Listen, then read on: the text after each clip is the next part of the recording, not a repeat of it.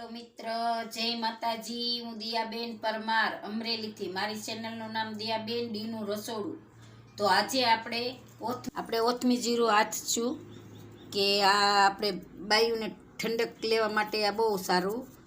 તો આપણે ફોતરી વગરનું લીધું છે, ફોતરી વાળું આવે ને આપણે ફોતરી વગરનું લીધું છે। અને આ આપણે ગાયનું ઘી લીધું છે।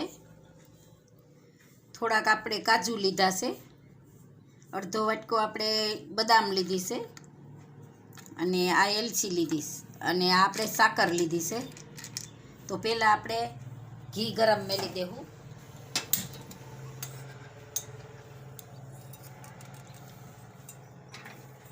આપણે ઘી ગરમ થાય ત્યાં લગીમાં આપણે આ સાકરને એને આપણે મિક્સરમાં કાઢી લેવું। આ મિક્સર જાર લીધું છે, આપણે નાની સાકર છે એટલે હાલ છે। અને આ આપણે એલચી લીધી છે, તો આને આપણે મિક્સરમાં કાઢી લઈશું। તો આપણે આ સાકર દળી લીધી છે, એકદમ મસ્ત દળાવી છે। કોઈ મોટી હોય તો આપણે કાઢી લેવાની, ગંદી રેગી હોય તો આ રીતે આપણે પાવડર કરી નાખવાનું। તો થઈ ગઈ છે। તો હવે આપણે આ કાજુ અને આ બદામ એ આપણે આમાં કાઢી નાખીશું। તો આપણે આ કાજુ અને બદામ આપણી બે આમાં મિક્સ કાઢી દીધી, એ આપણે આમાં નાખી દેવું।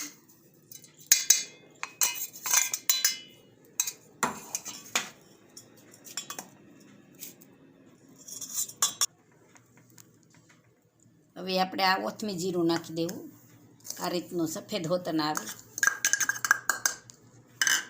તો અહીંયા આપણું ઘી ગરમ થઈ ગયું છે, તો ગેસને આપણે બંધ કરી દેવું, અને થોડું થોડું કરીને આપણે ઘી આમાં નાખતા જાવું।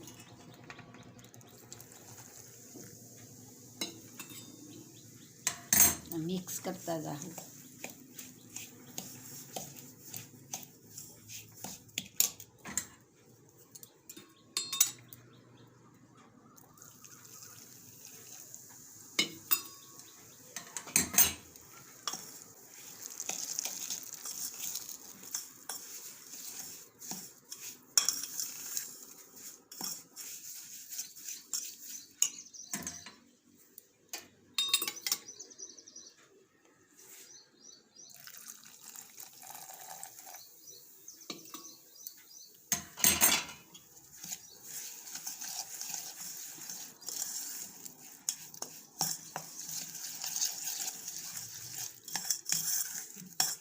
આ ઓથમી જીરું આપણે બાયું માટે ઠંડક માટે બહુ સારું।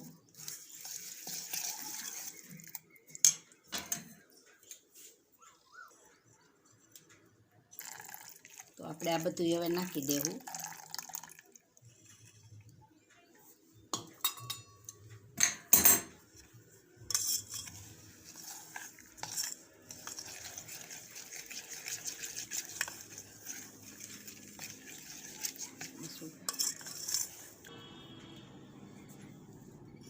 તો આ રીતે આપણે એટલું ઉપર ઘી આવવું જોઈએ।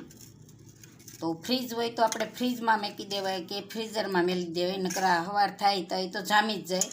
તો આપણે આમાં સર્વ કરી લઈશું।